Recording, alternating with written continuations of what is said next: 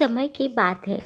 एक गरीब बूढ़ी माँ दुर्गा के मंदिर के आगे भिक्षा के लिए बहुत सुबह से बैठी हुई थी।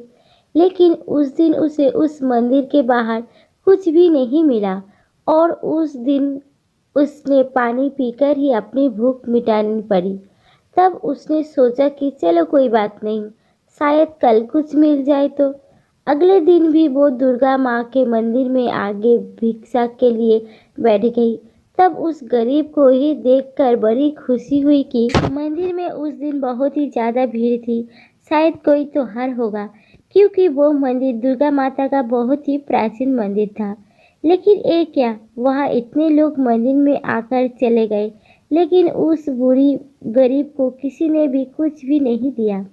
जबकि उस मंदिर के पुजारी को सभी लोग और आटा, चावल, पैसा सब कुछ दे रहे थे।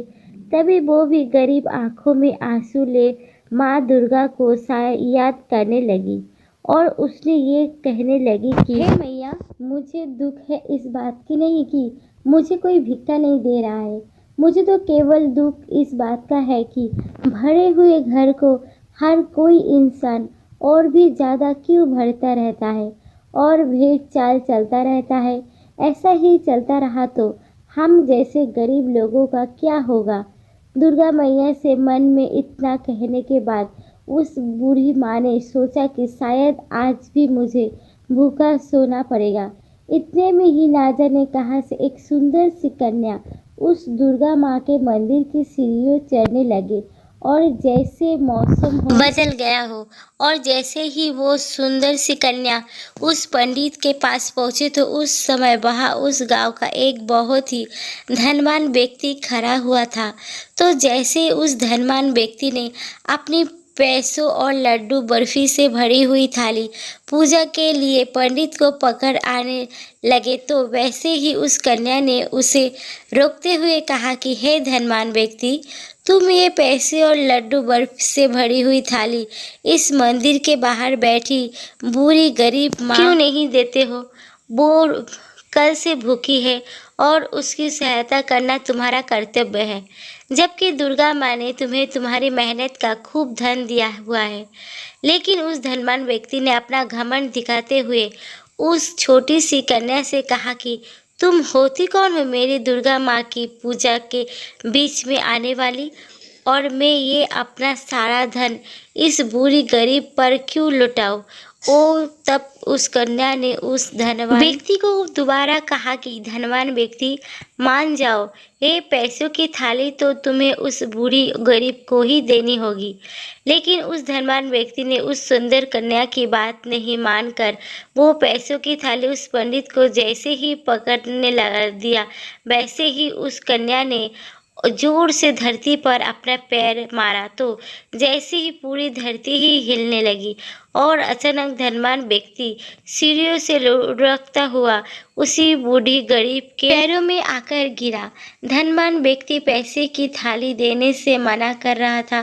तभी वो आदमी खड़ा होकर ये सोचने लगा कि ये कैसा चमत्कार था, मैं ऊपर से नीचे कैसे गिरा।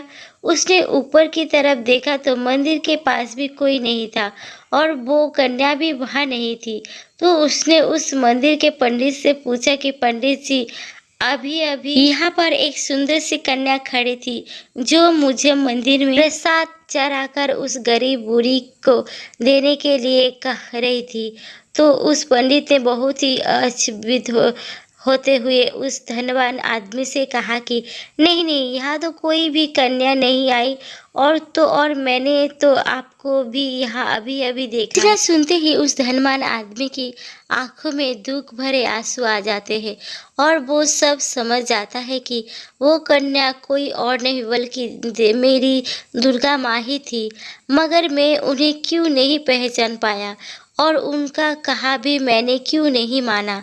अभी वो धनवान आदमी दुर्गा माँ की मूर्ति के आगे रोता हुआ हाथ जोड़कर कह रहा था कि मुझे माफ़ कर दो मैया, मैं आपका इशारा समझ नहीं पाया, लेकिन अब आपके दर्शन से धन्य हो गया मैया, और ये सब धन दौलत तो आपकी ही वजह से है और अब से मैं इस धन दौलत को गरीबों को सहायता के लिए भी खर्च किया करूँगा।